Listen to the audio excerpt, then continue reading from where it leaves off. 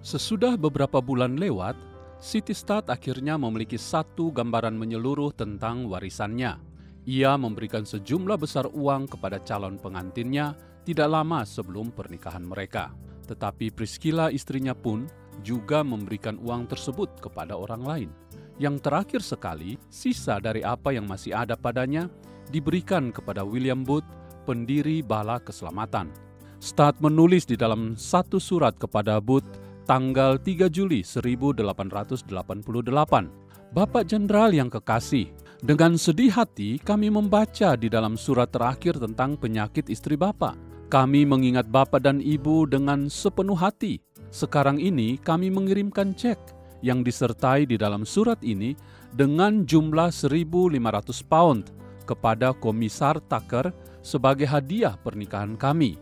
Kami juga mengirimkan 500 lewat Bank Kostsanko dan meminta milik kami yang terakhir yaitu sekitar 1.400 pound dalam bentuk surat-surat berharga agar dijual dan dananya ditransfer kepada Bapak. Saat ini bank kami ada di sorga, sebagaimana kelihatan kami orang-orang yang kurang yakin bahwa jaminan Bank Kostsanko dan Bank Inggris tidak cukup untuk kami.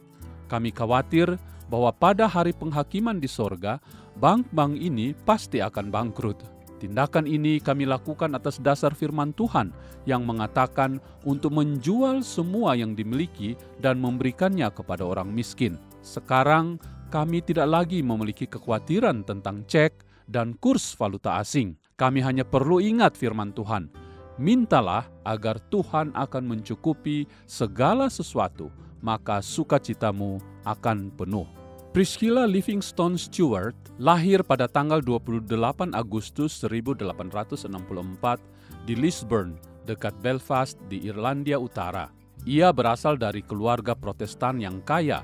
Pada waktu ia tiba di China, di mana ia bekerja sebagai misionaris, ia berumur 25 tahun dan ia sangat cantik dengan mata biru dan rambut pirang. Ia memiliki karakter yang sangat berkesan dengan wibawa dan sukacita dapat mengambil hati orang-orang setempat. Studd bertemu dengan dia di Shanghai.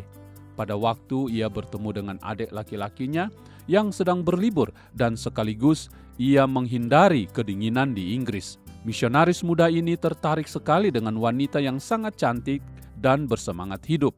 Tetapi jalan mereka cepat berpisah. Priscilla pergi dengan 3 misionaris lain ke pedalaman China dan Studd pergi jauh ke utara.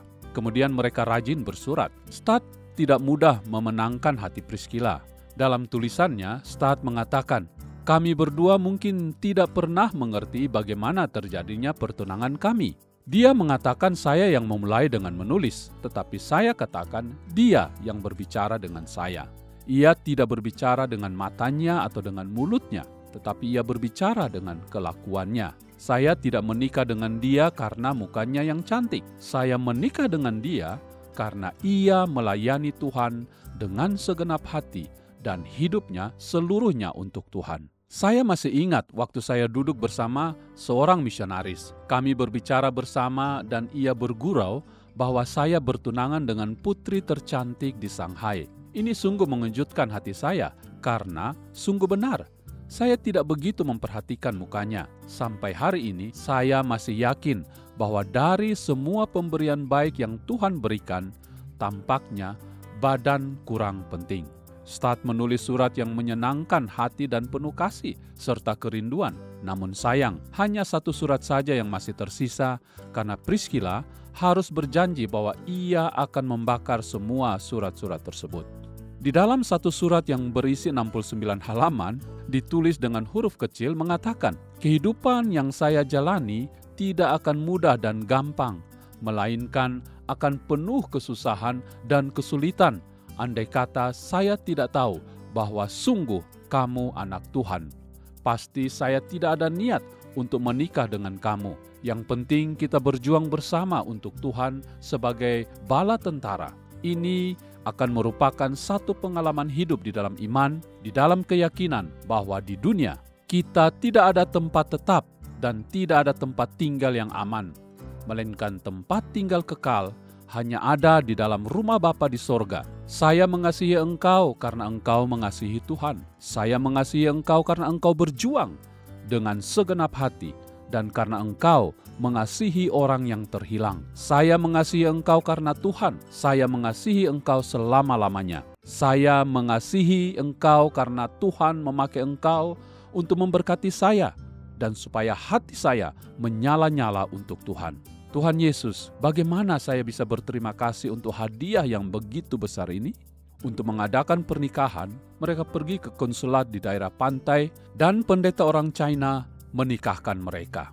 Tidak lama kemudian, kehidupan sehari-hari di pelayanan misi dimulai.